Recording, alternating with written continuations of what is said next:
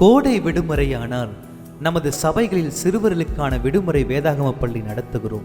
இந்தியாவில் முதல் முறை இதை அறிமுகப்படுத்தியவரை பற்றி தான் நாம் பார்க்க போகிறோம். அன்பரியா பிள்ளைகளின் அப்பா என்று அழைக்கப்படும் சாமுவேல் தான் இந்தியாவில் VBSஐ அறிமுகப்படுத்தியவர். 1952ஆம் ஆண்டு ஒரு நண்பர் வட்டத்தை உருவாக்கி தமிழகத்திலும் மற்றும் பிற மாநிலங்களிலும் வேதாகம பள்ளியை ஆரம்பித்து ஆயிரக்கணக்கான இளம் நெஞ்சங்களில் கிறிஸ்துவை விதைக்க காரணமானவர் சாமுவேல். அவர்தான் பிச்சைமுத்து சாமுவேல் என்ற பி. சாமுவேல். சாமுவேல் அவர்கள் 1922ஆம் ஆண்டு ஜூன் மாதம் 15ஆம் தேதி திருநெல்வேலியுள்ள கோவில்பட்டியில் பிச்சைமுத்து மற்றும் ஞானசுந்தரி ஆகியோரின் 11 பிள்ளைகளில் 6வது பிள்ளையாக பிறந்தார். இவருக்கு 9 வயதான போது இவரின் தாயார் மரித்து போனார்கள். இவரின் தகப்பன் ஒரு ஆடு வியாபாரி. மிக சாதாரணமான குடும்பத்தை சேர்ந்தவர். இவர் ஆரம்ப கல்வியை அருகில் இருந்த ஒரு கிறிஸ்தவ பள்ளியில் பயின்றார். பின்னர் மேற்படிப்புக்காக பாளையங்கோட்டையில் உள்ள தூய ஜான் பள்ளியில் சேர்க்கப்பட்டார். ஆனால் இவருக்கு படிப்பில் ஆர்வம் இல்லாததால் சரியாக படிக்கவில்லை. இவர் படிப்பில் தான் குறை உள்ளவராய் இருந்தாரே தவிர ஆண்டவரோடு மிக நெருங்கிய ஐக்கியம் கொண்டிருந்தார். எப்பொழுதும் ஜெபிப்பதிலும் வேதம் வாசிப்பதிலும் ஈடுபாடு உள்ளவராக இருந்தார். ஒரு முறை மதுரையில் நடைபெற்ற பொன்னம்மா சன்னியாசினியின் ஆவிக்குரிய கூட்டத்தில் கலந்து கொண்டார்.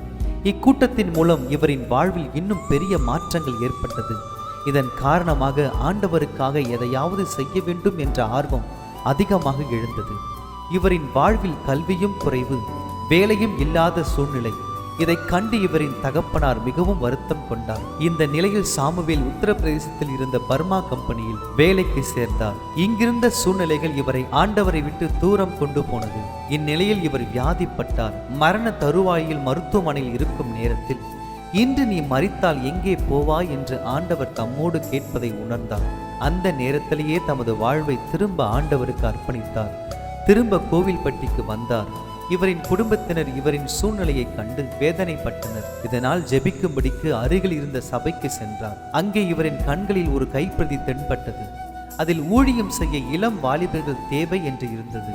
உடனே இவர் அந்த ஊழியத்தில் ஒரு சுவிசேஷகராக இணைந்து கொண்டார். பொது இடங்களில் கிறிஸ்தவ படங்களை திரையிடுவது, கைப்பிரதிகள் கொடுப்பது, தெரு பிரசங்கம் செய்வது போன்ற ஊழியத்தில் ஈடுபட்டார். இதில் இவருக்கு ரூபாய் 30 சம்பளமாக கொடுக்கப்பட்டது. 1948ஆம் ஆண்டு பேராயர் செல்வின் அவர்கள் மூலம் நெல்லை பேராயத்தில் ஊழியம் செய்ய இவருக்கு அழைப்பு வந்தது. 3 ஆண்டுகள் இவர் சிறுவர் ஊழியம் செய்தார். இந்த காலகட்டத்தில் துணி போர்டுகளில் படம் ஒட்டி கதை சொல்லும் வழக்கத்தை இவர் பயன்படுத்தினார். பின்னர் அருள் திரு ஜாக் ரசல் என்பவர் சாமுவேலை பங்காருப்பேட்டில் உள்ள SIPC இறையியல் கல்லூரிக்கு சென்று இறையியல் கற்கும்படிக்கு உற்சாகப்படுத்தினார். 1950 முதல் 1952 வரை இறையியல் கற்றார். இந்த இடத்தில் இருந்த திரு ஹாமில்டன் மற்றும் திருமதி மார்கரெட் என்பவர்கள் வெளிநாடுகளின் வழக்கத்தில் இருந்த விடுமுறை வேதாகம பள்ளியை இங்கேயும் முயற்சி செய்யும்படி ஊக்கப்படுத்தினர். இதனால் 1952ஆம் ஆண்டு ஏப்ரல் மாதம் இவர் VBS ஊழியத்தை கோவில்பட்டியில் ஆரம்பித்தார். இவரின் இந்த முயற்சியில் பாக்கியதாய் என்பவர்களும் ஈடித் மார்க்கன் என்பவரும் இவருக்கு பேர் உதவியாக இருந்தனர். முதல் முயற்சியிலேயே 75 பிள்ளைகள் இதில் கலந்து கொண்டனர். இந்த வெற்றியை தொடர்ந்து மதுரையிலும் திருநெல்வேலி முழுவதிலும் பின்னர் இந்தியாவின் பல பகுதிகளிலும் இந்த VBS ஊழியம் துவங்கப்பட்டது. இந்த ஊழியத்தை குறித்து கேள்விப்பட்ட இவரின் நண்பர்களான தியோடர் வில்லியம்ஸ், சாம் கமலேசன், ஃப்ரெட்டி கோகோவின், ஃப்ரெட்டி சாம் ஆகியோர் இவரோடு இணைந்து கொண்டனர். இந்த ஊழியம் நேரம் போக நண்பர்கள் கூடி ஜெபிக்கவும் வேதம் வாசிக்கவும் ஆரம்பித்தனர். இதனால் இவர்கள் எல்லோரும் தங்களின் வாழ்வில் மாற்றம் பெற்று சாட்சிகளாக வாழ ஆரம்பித்தனர். 1960ஆம் ஆண்டு இவர் ஆலிஸ் என்ற அம்மையாரை திருமணம் செய்தார். இவர்களுக்கு ஜாக்லின் என்ற பிள்ளை பிறந்து மூளைக்காய்ச்சல் காரணமாக மரித்து போனது. அதன் அடக்க ஆராதனையில் சாமுவேல் தமது சாட்சியோடு ஒரு அறைக்கூவல் செய்தியும் பிரசங்கித்தார். இதன் காரணமாக அங்கு வந்திருந்த வாலிபர்களில் 12 பேர் தங்களை ஆண்டவருக்காக அர்ப்பணித்தனர். இதில் சகோதரர் எமில் ஜெபசிங்கும் ஒருவர் என்பது குறிப்பிடத்தக்கது. பின்னர் இவர்களுக்கு 5 பிள்ளைகள் பிறந்தனர். இவரின் வாழ்க்கை மற்றும் பிரசங்கத்தால் பல இளைஞர்கள் தொடப்பட்டனர். அவர்களில் தியோடர் வில்லியம்ஸ், ஜெபசிங் போன்ற தலைவர்களும் தோன்றினார்கள். இவரால் உந்தப்பட்டவர்கள் பலர் பல ஊழிய ஸ்தாபனங்களை இணைந்து கர்த்தரின் நாமத்தை உயர்த்தினார். இவர் சாம் கமலேசனுடன் இணைந்து சேலத்தில் உள்ள டேனிஷ்பெட் என்ற இடத்தில் பெத்தேல் விசுவாச ஐக்கியம் என்ற ஸ்தாபனத்தை ஆரம்பித்தார். இதன் மூலம் Bethel Bible institute, Bethel school, Bethel hospital, Bethel press போன்ற நிறுவனங்கள் ஆரம்பிக்கப்பட்டது. இவரும் இவரின் நண்பர்களும் இணைந்து நண்பர் சுவிசேஷ ஜெபக்குழுவை ஆரம்பித்தனர். அந்நிறுவனத்தின் பத்திரிகையானது இவரால் ஆரம்பிக்கப்பட்டது. இவர் பல இளைஞர்களை ஆண்டவரிடத்தில் வழிநடத்தினது மாத்திரமல்ல, அவர்களில் பலரை ஆண்டவரின் ஊழியத்தை செய்யும்படிக்கு உற்சாகப்படுத்தி பல ஸ்தாபனங்களில் அவர்கள் இணைந்து பணியாற்ற வழி செய்தார். இவர் ஜெபக்கூடுகையை ஆரம்பித்து அதன் மூலம் வாலிபர்களை ரட்சிப்புக்கு வழி நடத்தினார்.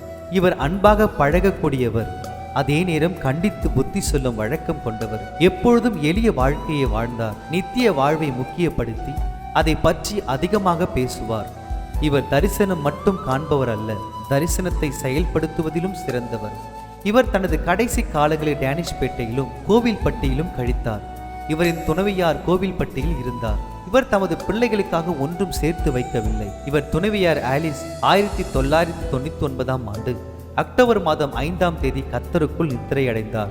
சாமுவேல் அவர்கள் தனது 75ஆம் வயதில் டேனிஷ்பேட்டையை விட்டு வெளியேறி தமது மகனோடு மதுரையில் தங்கி அங்கு இருக்கும் அனாதை இல்லத்தில் பிள்ளைகளுக்கு ஊழியம் செய்தார். இவர் தமக்காக வாழாமல் தம்மை அழைத்த தேவனுடைய சித்தத்தை நிறைவேற்றி வாழ்ந்தார். இவர் ஊழியர்கள் மத்தியில் அண்ணாச்சி என்று அன்போடு அழைக்கப்பட்டார். இவர் 2005ஆம் ஆண்டு ஜூன் மாதம் 26ஆம் தேதி தனது 83ஆம் வயதில் கர்த்தரின் பாதம் போய் சேர்ந்தார். 60 ஆண்டுகள் தமது விசுவாச ஓட்டத்தை கர்த்தருக்காக ஓடி முடித்தார் சாமுவேல் ஐயா அவர்கள். விசுவாசத்தில் உயர்ந்தவராக மிஷனரி சகாப்தமாக வாழ்ந்த மனிதருள் மாணிக்கம்தான் சாமுவேல் ஐயா அவர்கள். இவர் நம்மிடையே வாழ்ந்தார் என்பது நமக்கு சிறப்பையும் நற்செய்தி பணியில் நமக்கு ஆர்வத்தையும் தருகின்றது. என் அன்பு நண்பர்களே, நமது வாழ்விற்கு பின்பும் நம்மை பற்றி இப்படி சொல்ல முடியுமா என சிந்தித்து பார்ப்போம். ஆண்டவருக்கு திறமை உள்ளவர்கள் தேவையில்லை, அவர் சித்தம் செய்பவர்கள் மட்டும் போதும். ஆகவே அவர் சித்தம் செய்ய அர்ப்பணிப்போம். God bless you. Amen.